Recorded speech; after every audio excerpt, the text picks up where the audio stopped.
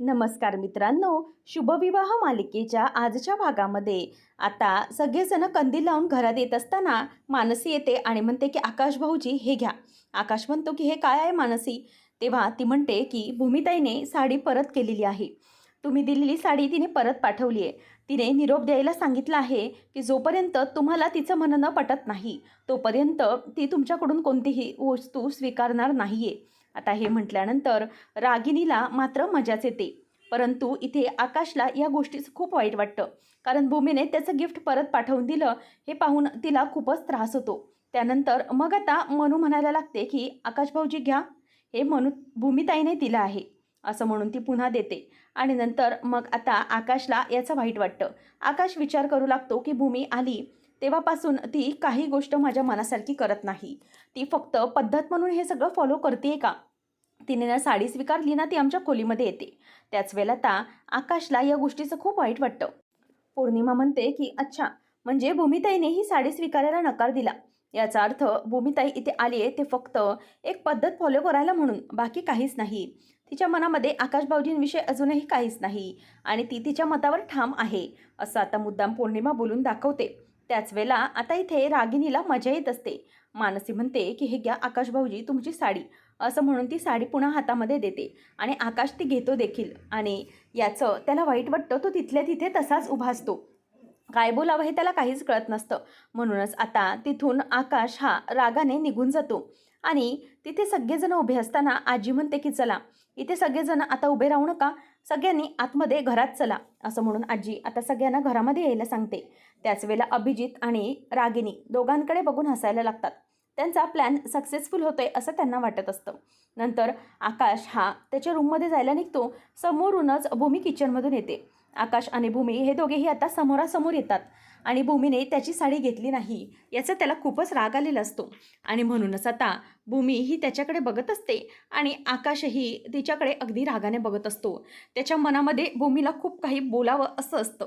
माझी साडी तू का घेतली नाही, किंवा माझ्या साडीबद्दल तू असं का केलं आणि मनूकडे का पाठवून दिली, असे प्रश्न त्याच्या मनामध्ये येतात. परंतु तो तिथून भूमीला काही न बोलता तिथून निघून जातो. आणि भूमी समजून जाते की आकाशला या कृतीचं खूप वाईट वाटलं. मी साडी परत पाठवली याने आकाशला वाईट वाटलं हे तिला कळून येतं. परंतु भूमी गपचूप उभी असते, ती काहीच बोलत नाही. आता आकाश हा तावातावाने रूममध्ये दरवाजा बंद करून घेतो आणि आतमध्ये येतो आणि विचार करतो की हे सगळं काय झालंय, भूमी अशी का वागत आहे माझ्याबरोबर. तो साडीची पिशवी तिथेच बेडवर टाकतो आणि नंतर चिडतो आणि म्हणतो की हे का, भूमीने असं का करायला हवं होतं माझ्यासोबत. मी तिच्यासाठी इतकी प्रेमाने साडी आणली होती, परंतु भूमीने ही साडी घेतली नाही. आणि माझं प्रेम आता खोटं ठरलं असं वाटतंय मला, कारण भूमीने माझी साडी खरेदीच केली नाही किंवा घेतलीच नाही असा विचार त्याच्या डोक्यामध्ये आता येत असतो. नंतर दुसऱ्या दिवशी पहाटे मनू ही सगळ्यांचे पाठ तयार करत असते. अभ्यंग स्नानासाठी नवऱ्यांना उठणे लावण्याचे असते, म्हणूनच ती सगळे पाठ तयार करत असते आणि त्याच्याभोवती रांगोळी काढत असते. तर इथे रागिनी मुद्दामच गुलाबाचा पाकळ्या या तयार करून ठेवत असते. आजी म्हणते की अगं हे बघ मानू, अगं तिकडे बघ बाजूला लाल फुलं भर, तिकडे खूप सुंदर दिसेल, असं म्हणून आजी तिला लाल फुलं देखील रांगोळीत भरायला सांगत असते. आणि इथे उठण्याची तयारी आणि ताट हे पौर्णिमा तयार करते. तेवढ्यात तिघंजणहीच म्हणजे आकाश, अभिजित आणि अथर्व येतात. आणि तिघंजण जेव्हा खाली उतरतात तेव्हा ती सगळी तयारी बघून त्यांना खूप आनंद होतो. नंतर आकाश देखील उतरत असतो, परंतु आकाशला त्या सगळ्यामध्ये भूमीला शोधत असतो.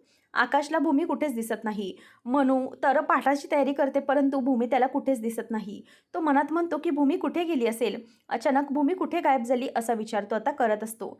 आणि भूमी कधी येईल याची आतुरता त्याला लागलेली असते. आणि तो खाली उतरतो. त्याच वेळेला लगेच इथे पौर्णिमा म्हणत असते की हे बघ मानसी, इथून तिकडे अशी रांगोळी काढ, तशी काढ, असा विचार ती तिला सांगत असते आणि त्याप्रमाणे दोघी करत असतात.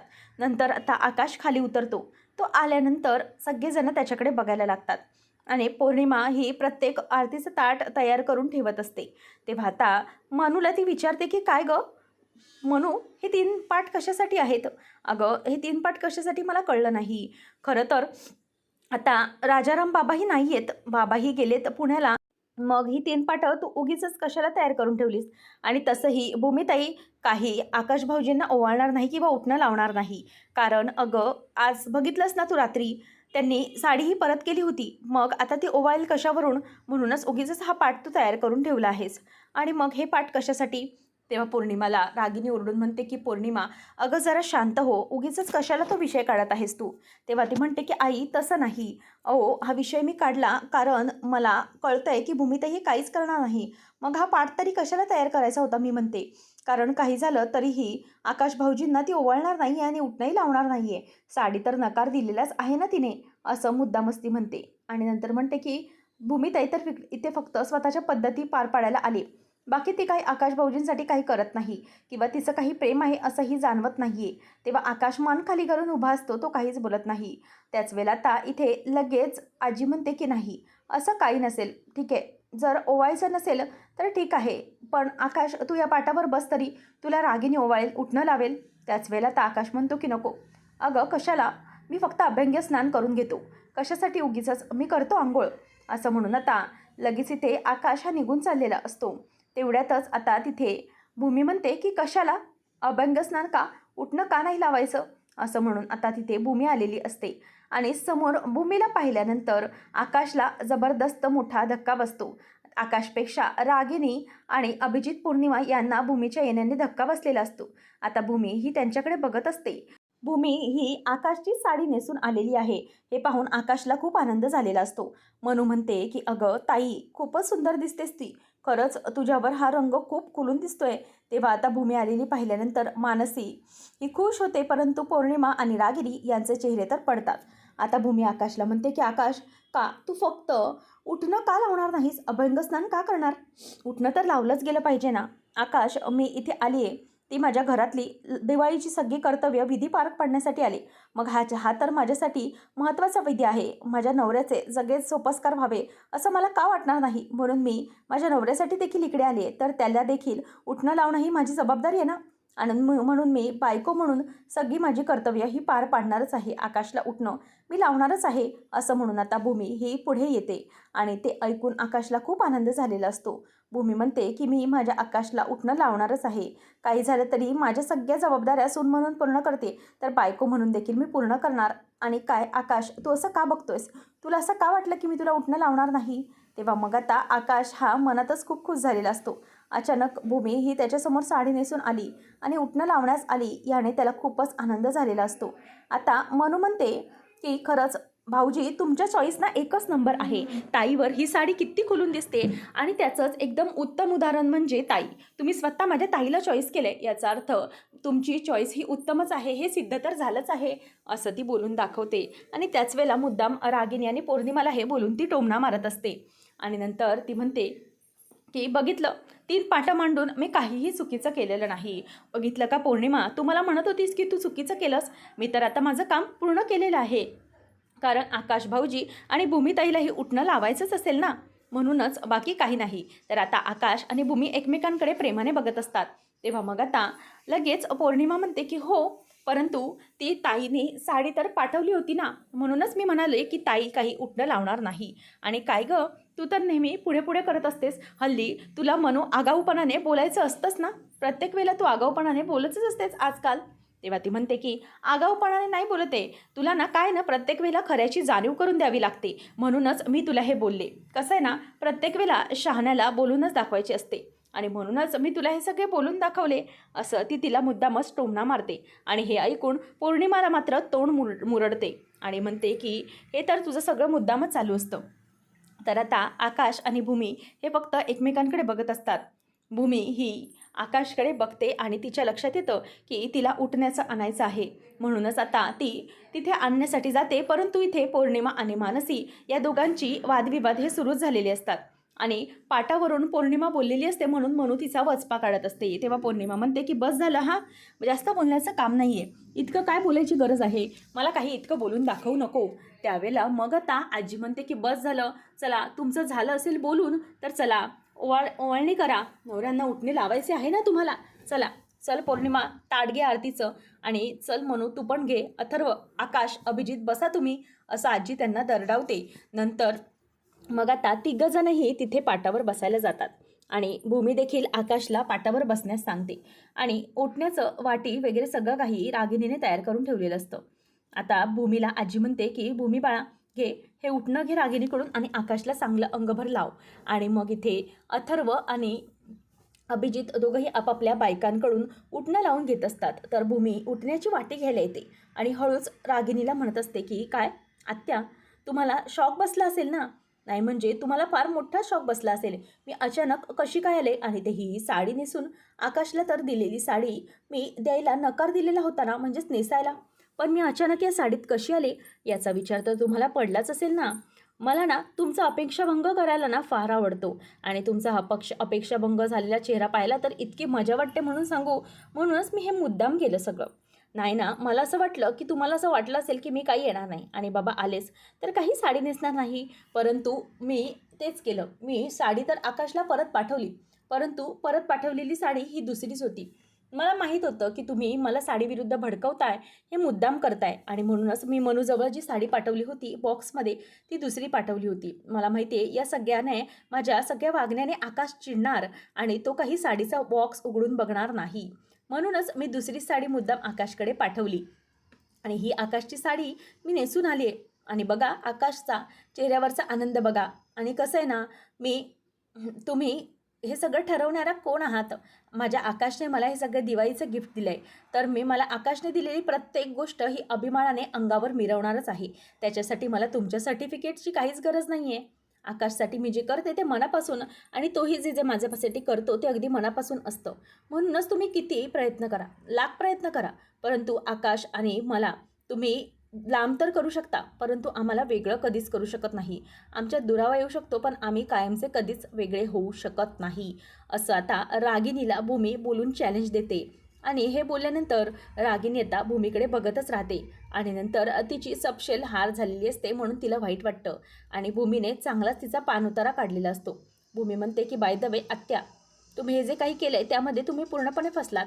आणि बघा आकाश बघा आणि मी बघा, आम्ही दोघंही एकत्र आहोत. कधीच आम्ही एकमेकांपासून वेगळे होणार नाही आणि ही गोष्ट तुम्ही कायम लक्षात ठेवा. काही झालं तरीही तुम्हाला या गोष्टीपासून लांब जाता येणार नाही.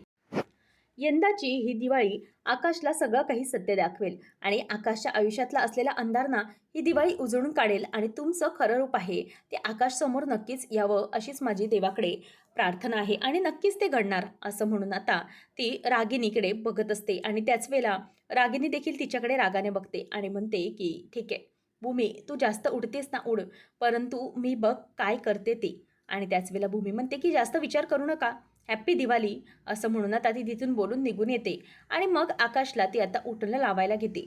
आणि आकाशला ती जेव्हा उठणं लावत असते त्याच वेळेला रागिणीचं तिच्याकडे पूर्ण लक्ष असतं आणि रागिणी तिच्याकडे अगदी लांबूनच रागाने बघत असते. नंतर आता अभिजितला आणि अथर्वला उठणं लावत असताना आजी म्हणते की चला ग पोरींनो, चांगलं चोळून चोळून उठणं लावा, चांगलं लागलं पाहिजे अंगभर. असं म्हणून ती आजी त्यांना म्हणते. त्याच वेळेला इथे आता भूमी येते आणि भूमी ही उठण्याची वाटी घेते आणि ती आकाशच्या सुरुवातीला ती गालायला लावते. आणि हे उठणं लावत असताना आकाश तिच्याकडे बघत असतो. भूमी ही सुरुवातीला आकाशला जसं उठणं लावायची तसं ती उठणं लावत असते. आणि मग भूमी आता आकाशला म्हणत असते की हे उठणं आणि तेल या दोघांचं एकत्रपणा आला की याचा सुगंध दरवळतो आणि तो सगळ्या आपल्या अंगावर पसरतो. तसाच उठण्याचा आणि तेलाचा सुगंध तुझ्या आयुष्यामध्ये पसरावं आणि तुझं आयुष्य सुगंधित होऊन जावं. आणि दिवाळीमध्ये जसे दिवे उजळले जातात तसंच तुझं आयुष्य हे दिव्यांनी उजळून जावं, तुझ्या आयुष्यामध्ये अंधार हा कायमचा निघून जावं. कसं आहे ना, परंतु त्या दिव्याखालचा अंधार जो आहे तोही तुला दिसला पाहिजे इतकी दृष्टी तुझ्याजवळ येऊ. असं ती मुद्दामच रागिणीकडे बघतच टोमणा मारते आणि रागिणी ही तिच्याकडे लांबूनच बघत असते. नंतर पुढे भूमी म्हणते की आकाश, सगळं काही व्यवस्थित होईल. तुझ्या आयुष्यातले प्रत्येक जे काही खाचखळगे आहेत ते सगळे खळगे पार करून तू तुझ्या आयुष्यात नेहमी सुखी राहावं, समाधान राहावं. या घरामध्ये जसा आनंद पसरेल तसा तुझाही आनंद नेहमी या दिवाळीसारख्या दिव्यांसारखा द्विगुणित होत जाऊ. काही झालं तरी तुला कशाचीही कमी पडू नये, तुझी नेहमी भरभराट होत यावी. असं आता भूमी हे आकाशला म्हणत असते. आणि नंतर म्हणते की आकाश, तुझ्या आयुष्यातलं प्रेम कधीच हिरावलं जाऊ नये. तुझ्या आयुष्यात तू प्रेम कर आणि ते मात्र तुला पूर्णपणे मिळेल असंच मी देवाकडे प्रार्थना करते. आणि यंदाची दिवाळी ही तुझ्यासाठी अत्यंत सुखाची जाओ आणि भरभराटीची जाओ. असं म्हणून आता ती आकाशला उठणं लावते आणि नंतर म्हणते की आकाश आपली साथ ही कायम अशीच राहो, असं म्हणतच ती बोलत असते आणि तिच्या डोळ्यात पाणी येतं. आणि मात्र आकाश भूमीचा हात घेतो आणि नंतर भूमीचं ते बोट असतं स्वतःच्या नाकाला लावून घेतो आणि नेहमीप्रमाणे तो आता हसून दाखवतो. तेव्हा भूमी देखील आता त्याच्याकडे बघत हसते. अशा प्रकारे आकाशचं उठणं लावून झालेले असते. सगळ्यांची अंघोळ होते आणि सगळेजण बाहेर अंगणामध्ये आता फटाके फोडण्यासाठी येतात. आता सगळीकडे उत्साहाचं वातावरण पसरलेलं असतं आणि अभिजित, अथर्व हे सगळे आवाज न होणारे, ना जास्तीचा आवाज होणारे म्हणजेच पाऊस आणि चक्री हे सगळं काही लावत असतात. तेवढ्यातच आता चक्री ही धावत धावत भूमीपर्यंत आलेली असते आणि भूमी मागे जाणार तोवर आकाशपर्यंत जाते आणि तिचा तोल जातो. आकाश आता भूमीला धरतो आणि नंतर मग आता आकाश म्हणतो की भूमी, तू लांब राहा, काळजी करू नकोस, मी आहे तुझ्यासोबत, तू अजिबात घाबरू नकोस, असं म्हणून आता दोघंही एकमेकांकडे बघत असतात. नंतर आता आकाश म्हणतो की चल आपण तुझं फुलबाजीने नाव लिहूया का. तेव्हा मग तो भूमी असं नाव लिहितो. नंतर मग भूमी म्हणते की आकाश चल आपण तुझं नाव लिहा. म्हणून आता ते दोघंजणही आकाश आणि भूमी असं नाव लिहितात. हे पाहून पौर्णिमाचा मात्र जळफळाट होत असतो. नंतर आता भूमी ही बाळ असं लिहिते. तेव्हा आकाश म्हणतो की ही तर चिटिंग आहे भूमी, मला मुलगी हवी आहे, मग तू बाळ का लिहिलं. तेव्हा मग भूमी म्हणते की आकाश अरे काही असो, पण तर ते सुरुवातीला लहान बाळच असेल ना, असं म्हणून दोघे हसत असतात. नंतर इथे आता पौर्णिमा मुद्दामच ती जळकी फुलभाजी ही भूमीच्या पायाखाली ठेवते, जेणेकरून ती पायावर पडेल आणि भूमीचा पाय भाजेल. आता आकाश हा भूमीला त्या फुलभाजीवर पाय ठेवता ठेवता वाचवतो आणि मग तो विचारतो की मला सांगा इथे फुलभाजी कोणी ठेवली पेटलेली. तेव्हा मग आता मानसी म्हणते की बहुतेक ही पौर्णिमानेच टाकली असेल, हो ना. तेव्हा पौर्णिमा म्हणते की हो, ॲक्च्युली ती माझ्याकडूनच पडली, चुकून पडली ती माझ्याकडून, बॉक्समध्येच ठेवायला चालले होते. तेव्हा आकाश म्हणतो की चुकून पडलं हे काय कारण झालं का. अगं आपलं काय ठरलं होतं की फुलभाजी पेटवल्यानंतर त्या झालेल्या बॉक्समध्ये ठेवायची आहे, तर तिथेच ठेवायची होती ना. आता जर त्या जळक्या फुलभाजीवर भूमीचा पाय पडला असता आणि भाजला असता तर ते केवढ्याला झालं असतं. तेव्हा मग आता पौर्णिमा म्हणते की नाही झालं ना पण ते तसं. तेव्हा आता मानसी तिच्यावर खूप चिडते आणि म्हणते की तू ना हे सगळं मुद्दाम करतेस, तुला ताईच्याच विरोधात नेमकं काहीतरी करायचंच असतं आणि ताईचं नुकसानच करायचं असतं. आता भांडणं होतात. भूमी म्हणते की शांत हो मनू, मला काहीही झालेलं नाही आहे, प्लीज जरा शांत व्हा. तेव्हा आता आजी म्हणते की चला बस झालं आहे तुमचं, आता बंद करा आणि हे फटाके वगैरे आता बस करा, झाले असतील तर चला वर जाऊया, असं म्हणून आजी आता सगळ्यांना घेऊन जाते. सगळेजण निघून जातात. मनू ताईला म्हणते की थांब ताई, तुला कुठे लागलं तर नाही ना. भूमी म्हणते की नाही मला कुठेही लागलं नाही मनू, मी ठीक आहे गं. ती म्हणते की ताई चल, तुला एक गोष्ट दाखवायची मला, असं म्हणून आता मनू भूमीला तिकडे घेऊन जाते आणि आकाश तिला खुणवतो आणि त्यांच्या मागे मागे देखील येतो. तेव्हा भूमी म्हणते की काय गं काय आहे. तेव्हा आकाश तिथून येतो आणि भूमीला ती किल्ला दाखवते. तेव्हा आता किल्ला पाहिल्यावर भूमी खूप खुश होते आणि म्हणते की वा किती सुंदर आहे किल्ला, खरंच खूप छान आहे. आणि किल्ला पाहून तिला खूपच प्रसन्न वाटतं. तेव्हा मनू म्हणते की खूप छान आहे ना, आकाश भाऊजींनी बनवला आहे हा किल्ला. असं म्हटल्यावर आता भूमी म्हणते की नाही गं, खरंच खूप सुंदर बनवला आहे हा किल्ला. आणि मग तो किल्ला बघत असताना भूमीचे डोळे अगदी चमकून उठतात. भूमीचा आनंद पाहून आकाशलाही खूपच आनंद झालेला असतो. मनू म्हणते की दरवर्षीप्रमाणे हा किल्ला बनवलेला आहे, तुला किल्ला बघायला खूप आवडतं ना, म्हणूनच आकाश भाऊजींनी तुझ्यासाठी स्पेशल हा किल्ला बनवलेला आहे. त्यावेळेला आकाश मुद्दामच भूमीच्या समोर येतो आणि म्हणतो की भूमी, किल्ला हा आवडलाय का तुला. आणि मनू तुला माहिती आहे का, हा किल्ला ना मी यावर्षी अगदी मुद्दामच बनवला आहे. कसं आहे ना, आपल्याला तर किल्ल्याची आवड आहेच, आपण लहान होतो तेव्हा बनवायचो, परंतु पुढच्या वर्षी आपल्या घरात बाळ येणार आहे, तर त्यालाही या सगळ्या गोष्टी समजल्या पाहिजेत ना, म्हणूनच मुद्दाम हा किल्ला बनवायचा आहे. तेव्हा मग आता लगेच भूमी देखील म्हणते की हो मनू, तुला माहिती आहे का, जसं आपण लहानपणी दिवाळी एन्जॉय करायचो ना, आणि मोठे झाल्यानंतर हे सगळे क्षण आपण मिस करतो. मोठे झाल्यावर आपल्याला लहानपण जगता येत नाही. खरं तर लहान मूल घरात येण्यामुळे आपल्यालाही ते लहानपण जगता येतं. मूल आलं की आपल्यालाही लहानग्यासारखं वागावं लागतं आणि तसं होतं. त्याचाच फायदा आपल्याला होतो, ते म्हणजे आपण आपलं बालपण आपल्या लहान मुलामध्ये पुन्हा जगू लागतो. तेव्हा मग भूमीला आणि आकाशला मानू म्हणते की बरं ठीक आहे, तुमच्या दोघांचं जे काही म्हणणं असेल ते असेल, तुम्ही एकमेकांशी बोला ना, उगीचच माझं नाव मध्ये घेऊन घेऊन तुम्ही माझं सँडविच करू नका. हां, तुम्ही जे काही बोलायचं ते एकमेकांशी बोला. तुमच्या येणाऱ्या बाळाबद्दल खूप आनंदाने स्वप्न पहा आणि हे बाळ हे तुमच्यासाठी स्पेशल येणार आहे ना, म्हणून ही दिवाळी स्पेशल आहे. तर तुम्ही दोघं एकमेकांसोबत ती आनंदाने एन्जॉय करा आणि तुमच्या आयुष्यात सुख येऊ देत, असं ती म्हणते. आणि भूमी आकाश एकमेकांकडे बघतात. तर पौर्णिमाने हे सगळं ऐकलेलं असतं. पौर्णिमा म्हणते की भूमी जिने माझे सगळे अधिकार हिसकावून घेतले, माझ्या सगळ्या इच्छा आकांक्षा मोडल्या, त्या भूमीला मी कसा आनंदाने सण साजरा करून देईन?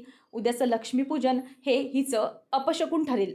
तर आता पुढच्या भागामध्ये भूमी ही आकाशला ओवाळत असते. त्याच वेळेला ती आकाशला म्हणते की आकाश, हे ओवाळणी मी तुला दिलेली आहे, तू मला देशील खरं तर, परंतु मी तुला यावेळेला ही ओवाळणी स्पेशल दिलेली आहे. आकाश म्हणतो की काय आहे, आणि तो बघतो तर त्या पेपरवर ट्रकचा नंबर लिहिलेला असतो. आणि नंतर मग आता ट्रकचा नंबर जेव्हा तो बघतो तेव्हा म्हणतो की हा कुठला नंबर? भूमी म्हणते की रघु काकाला ज्या ट्रकने उडवलं त्याचा हा नंबर आहे, आणि ही मी तुला दिलेली दिवाळीची ओवाळणी आहे, आणि या ट्रकचा नंबरचा मागचं सत्य आणि कोणी केलं हे सगळं तू शोधून काढशील, आणि तीच ओवाळणी तू मला देशील. तेव्हा आकाशलाही ते मान्य होतं, आणि भूमी म्हणते की रघु काकाबद्दल हे सगळं कोणी केलं त्याच्या खोलावर आपण शिरलंच पाहिजे, आणि हे देखील आता आकाशला पटतं. आणि इथे आता अशा प्रकारे भूमीने रागिणीच्या सगळ्या पर्दाफाश करण्याची तयारी दिवाळीतच केलेली असते. अशाच मालिकांचे अपडेट जाणून घेण्यासाठी आजच आपल्या चॅनलला सबस्क्राईब नक्की करा.